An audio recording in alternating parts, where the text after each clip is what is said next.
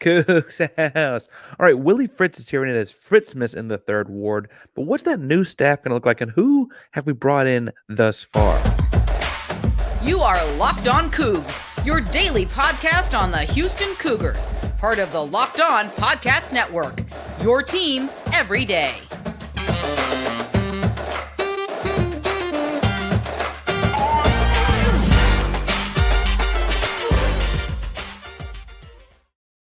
Welcome to Locked On Cougs, daily podcast about your Houston Cougars. I'm your host, Houston-born teacher and coach Parker Ainsworth, here to break down all things Cougs. If you're a U of H fan or just a hater who came to stop by, please subscribe down below. That way it's the latest on Cougs in your newsfeed each and every day. Appreciate you making Locked On Cougs your first listen of the day.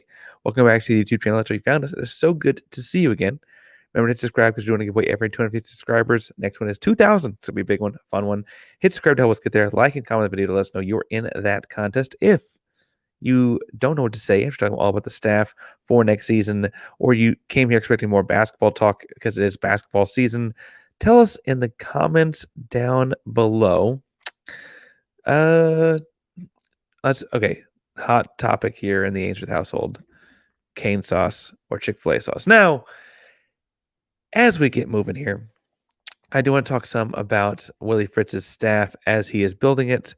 I do think it is worth pointing out that there's still some guys to be added to it, but thus far, we do know a couple of the key positions on the staff after the weekend, and we can then spend the weekend looking at what things look like from there. Now, this is going to be an overview kind of episode. As we get to the doldrums of the offseason, we'll have a spring game to look at and get to more intricacies. I'll talk about more specific things. First, we're going to talk about the offense and kind of an overview of the offense. Second, talk about the defense, overview of the defense. And third, the roster, which is still pretty important, I would say. We'll talk about what is happening with the roster as far as people leaving in the transfer portal, potential people coming in the transfer portal, and so on. Again, all in the final segment there. Offensively, I do want to start off by looking at Slade Nagel, the offensive coordinator, being pulled in. He was the offensive coordinator last year under Fritz at Tulane. I think a lot of people are looking at him as a guy that does not have a ton of offensive coordinating experience, but he has been at Tulane with Fritz the entirety of their time together at Tulane since 2016. He has worked on the offensive staff in various roles since then. I think it's worth pointing out he was a quarterback coach at one point. He did receivers at one point. He's been all over that offense staff. He's been an assistant head coach to Willie Fritz. Very, very trusted guy from Fritz. Feels like a very obvious guy for him to have pulled over.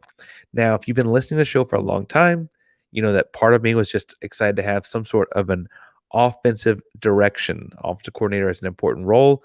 Houston Cougars technically did not have one last season. And I think there's a couple different ways to go about utilizing the coordinator role best, but most importantly, having a singular philosophy. Whatever you think about that philosophy, having a singular philosophy to work from, build off of, throw counter punches with, always stem from, have something you make your bread and butter based on this one thing with this offensive philosophy. Having that in and of itself, I think, will help the Houston Cougar offense, and Slade Nagel will bring that as well. Before we get into his schematics and things like that, I should point out that he's also bringing in Derek Sherman as a wide receivers coach who coached wide receivers in 2023. But I want to point out in 2022, he coached running backs. That means he coached Tajay Spears and the dynamic running game. He's involved in the dynamic running game that they had there. He's brought in as a receivers coach right now. I could see him being flexible. If you look at his resume, he's coached a bunch of different kinds of positions.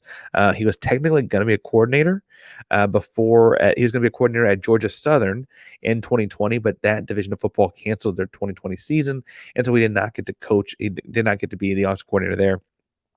Got to Tulane in 2021. He himself was a wide receiver coach at Pittsburgh State in 2015.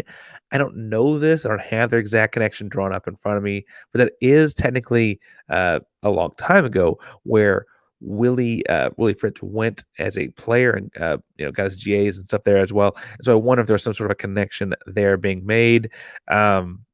He's the guy himself, Derek Sherman, is originally from Cincinnati, played at Purdue and Morgan State, finished up at Morgan State.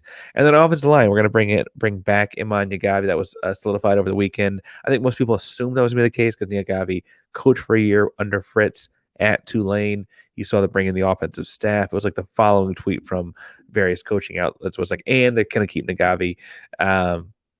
Obviously, I have a lot of high things to say about Nagavi. I'm a fan of his. I like that he's a gap scheme kind of guy. I think some people were disappointed in the offense last season, but I think there's got to be some sort of transition period in changing schemes and changing to a run game coordinator. There will be transitions this year in the offense as well.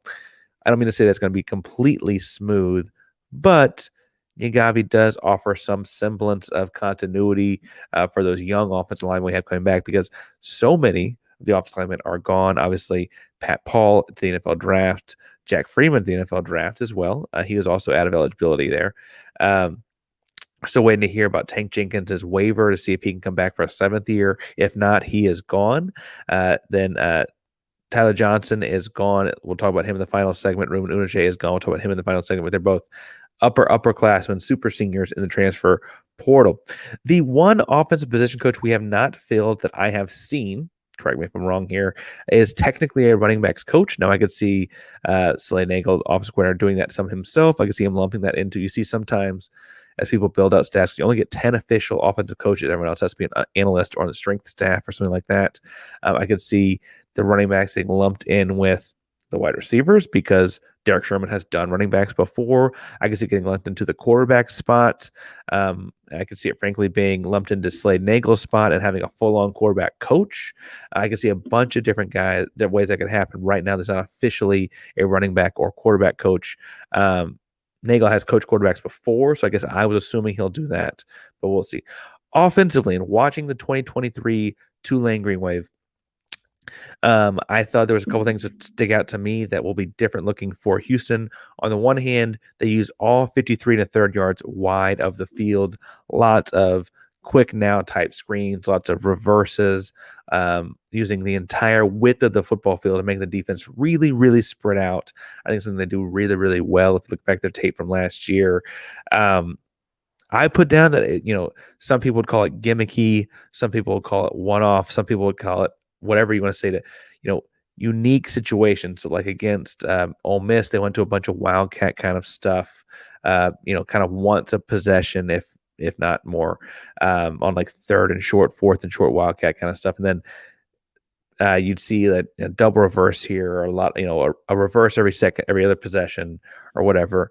I'm not saying that it's gimmicky in the sense that like, oh my God, it's cheap shots or anything like that. But I do think it's interesting that if we run Wildcat one play every possession, let's say we run one play every possession, opponents have to then practice that or get prepared for that or spend part of their practice time, which is somewhat regulated by the NCAA as far as how much you get, preparing for those kinds of one-offs. And I say it to say that I think that there's some, Wildcat stuff for us can be as simple as the offensive line block the same way they block power for anyone else.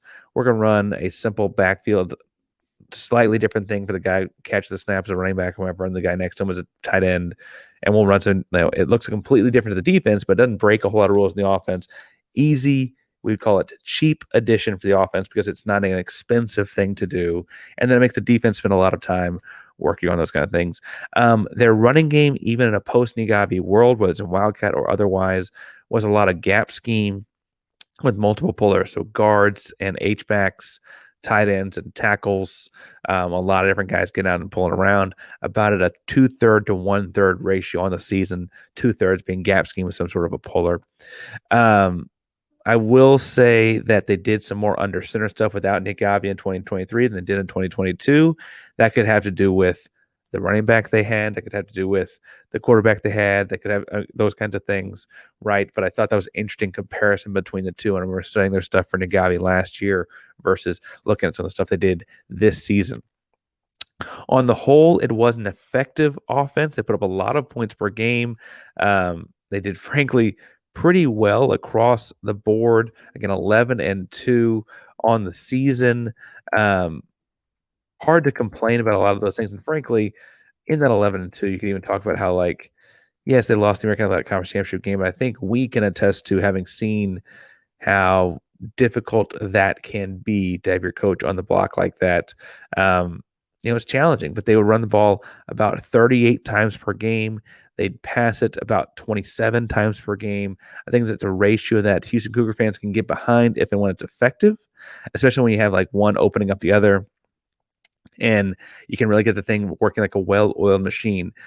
Well-oiled machine, you say? Speaking of a well-oiled machine, if you have a well-oiled machine and you just want to make sure you're taking the best care of it, you need new parts or anything like that, make sure to go to eBay Motors, because passion, drive, and patience are what bring home the winning trophy. It's also what keeps your ride or die alive. eBay Motors is everything you need to maintain your vehicle and level it up to peak performance, from superchargers to roof racks to exhaust kits to LED headlights and more. Whatever you're looking for, whether you're into speed, power, or style, eBay Motors has got you covered with over 122 million parts for your number one ride or die. You always have exactly what you're looking for. Make sure you go to eBay Motors and check out the guaranteed fit. Your part guaranteed to fit your ride every time, or your money back. Because eBay Motors, you're burning rubber, not cash. All parts you need and the prices you want. It's easy to turn your car into the MVP and bring home that win. Keep your ride or die alive. ebaymotors.com. Eligible items only. Exclusive supply. eBay Motors guaranteed fit is only available to U.S. customers. All right, defensively, I want to talk some about Shield Wood, the defensive coordinator, pulled over also from, you guessed it, Tulane, and kind of his resume going into this. I also want to talk about who he has on the staff. One controversial hire that's already paying off a little bit, but I think people are upset about. We'll talk about that more. But Shield Wood himself comes from Tulane, but before that, he was at Troy. Positionally, because I think that matters when you look at what a guy brings to the defense as far as like his most intimate knowledge with the game. He's a safeties guy. Some guys are linebacker guys. Some guys are D-line guys. He's a safety guy. When he was at Troy, they were ranked really, really high. He got Troy ranked as high as 19th in the AP poll. And then they go to Tulane and get them to 11-2. Another guy's a certified winner. Now, in both situations, at Tulane and at Troy, he went at 3-4 defense. Does a lot of cover 2 and cover 4, 4 high kind of look and a cover 2 high kind of look with man underneath it. In that 3-4 defense, he typically will walk a fourth guy up to the line of scrimmage and kind of have them as extra pass rusher. I thought it was interesting that with that fourth guy, they don't necessarily send pressure as in a fifth and sixth guy on every single passing situation, but they do some sort of a twist or a stunt or a slant, or every single time I saw like a third and long, a second and long kind of situation when I was flipping through a couple games here.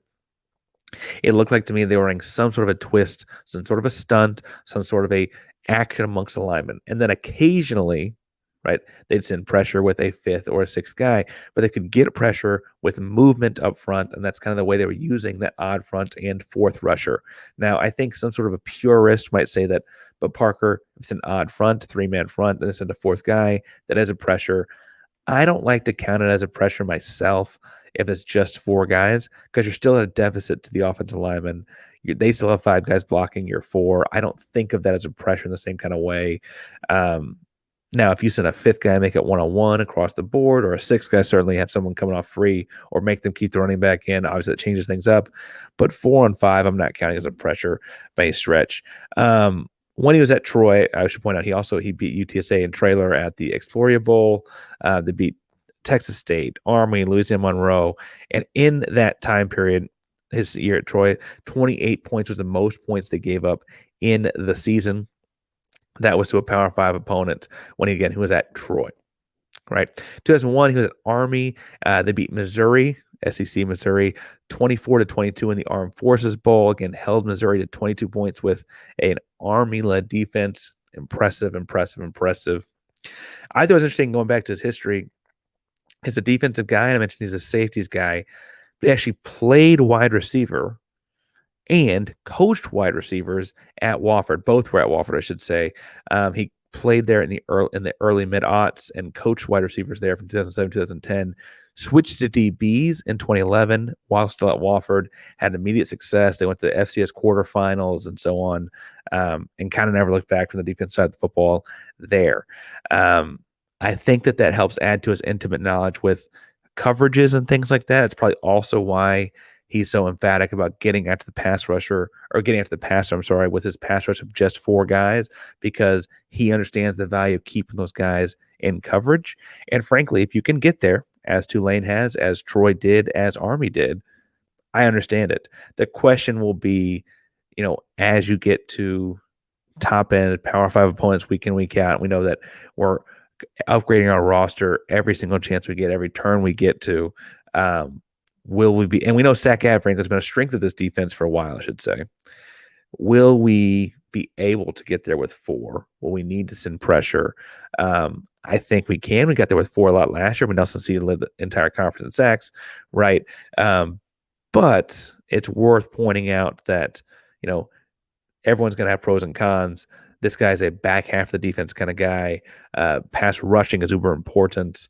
What are we going to look at from there now? The guy he's bringing in, the controversial hire he has thus far, is he's going to bring in defensive line coach Gerald Chapman.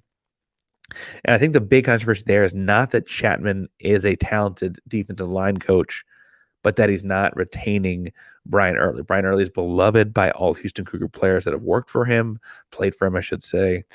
He's a culture guy, a great fit for the University of Houston, turned multiple guys into pros, had a great defensive line group the entire time, his 5 years he was in Houston.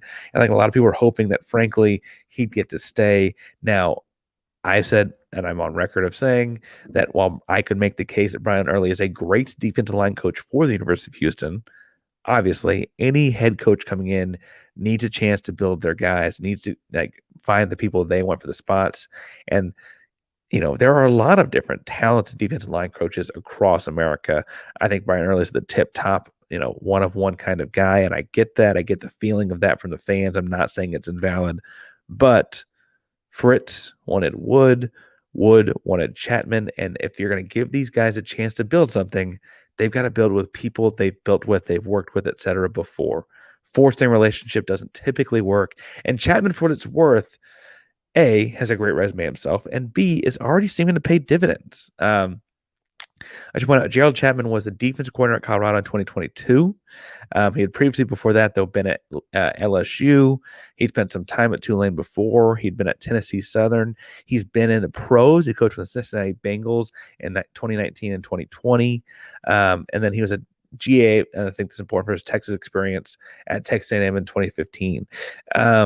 Very native and very much understanding of this region. And frankly, there was a lot of people in the Tulane side of things that thought he might get promoted on staff there as a guy that is very much tied to the Bayou area.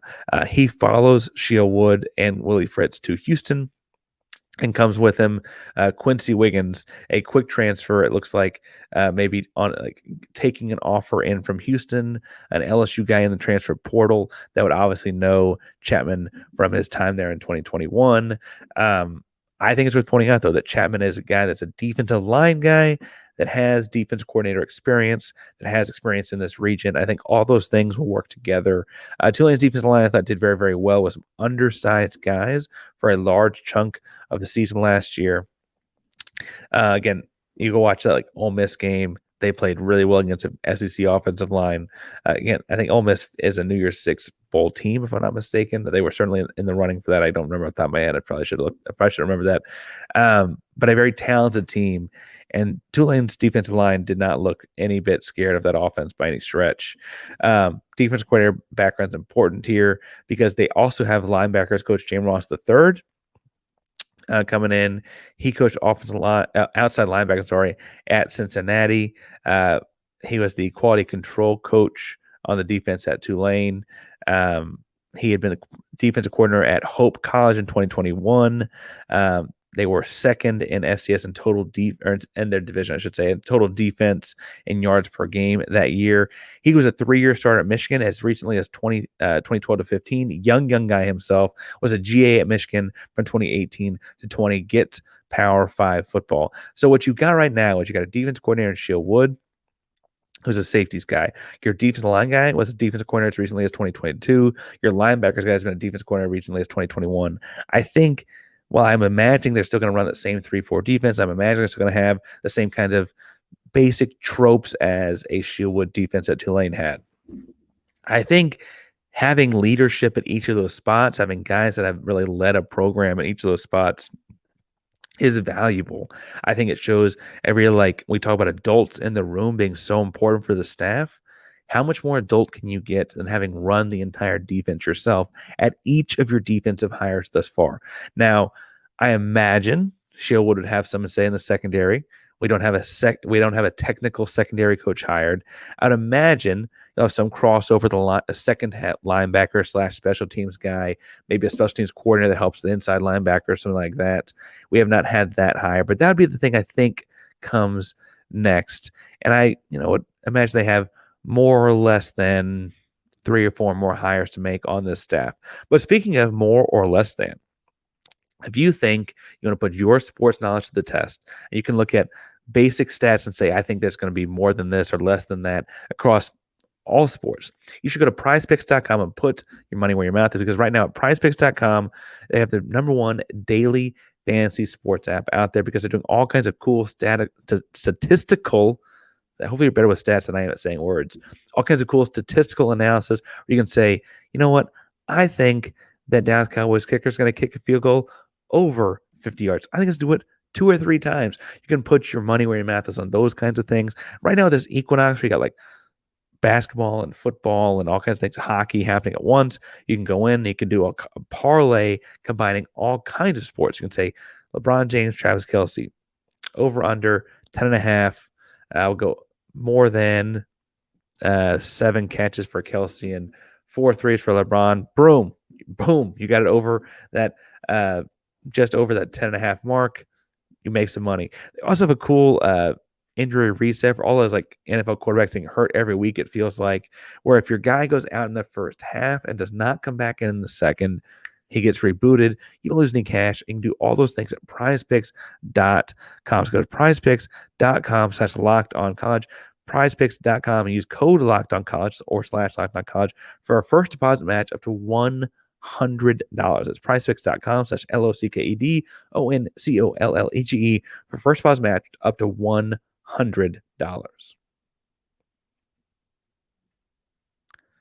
All right, here at the end, I said I want to talk some about who's in and who's out on the Houston Cougars. Now, I think the marquee guy over the weekend to keep an eye on here was that, yes, Tyler Johnson, St. Tyler Johnson, that started all the games for Houston last year, did officially commit to transferring to the University of Colorado at Boulder, also known as Coach Prime School. And frankly, he was one of a handful of guys that people are looking at as like Colorado building an offensive line. Ruben Unije, another offensive lineman in the transfer portal from Houston, is a super senior as well. Started all the games last year for Houston at right tackle. He's in the transfer portal. He's got an offer from Colorado. I believe he spent the weekend there. I have not heard if he committed or anything like that. But I will say that what is interesting to me about Tyler Johnson, about Ruben Unije, was that there were a lot of people giving them a really hard time about their play last year at Houston. And now there's going to be a lot of people, interestingly, online acting like this is a big win for Boulder. And I don't necessarily think I get it. I like Ruben a lot. He's a good dude. I have to say, though, that he played below expectations in 2022.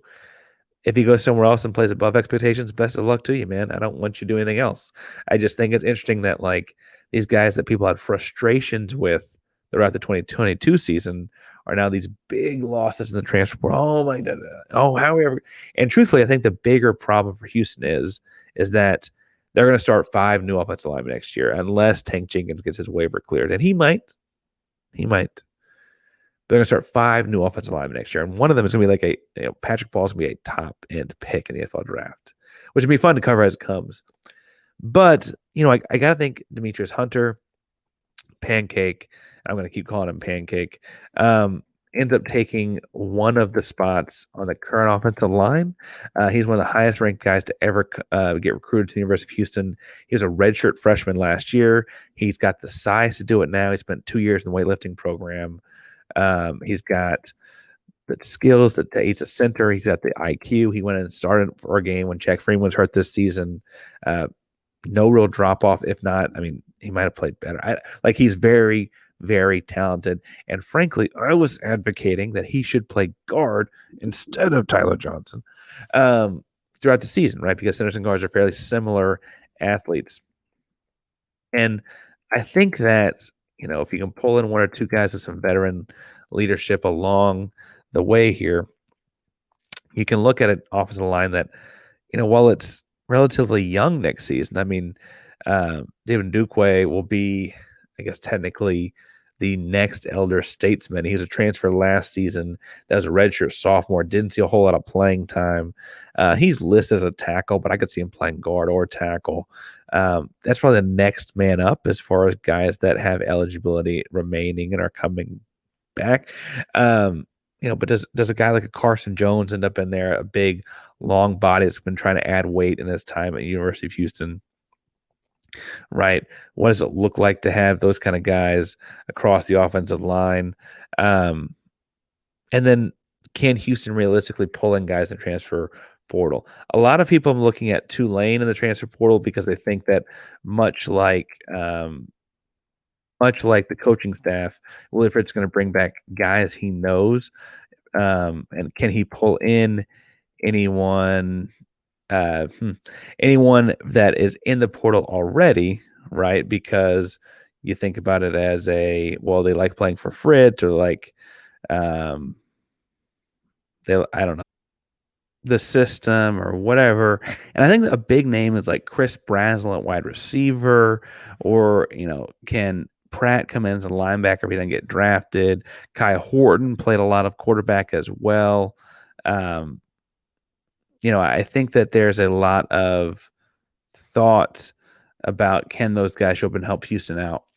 I don't mean to say it's narrow-minded. I don't mean to say that it's not worth doing. I will say that Houston should widen their scope and should not just be looking at guys leaving Tulane. Well, they'd come in and be comfortable with the system. And we know that Tulane guys have Texas ties. I mean, one of their corners right now, Kentrell Webb, was a 3-star kid out of Katy High School, right? He's in the transfer portal. You know that Nick Galvi's got his connections to Katy.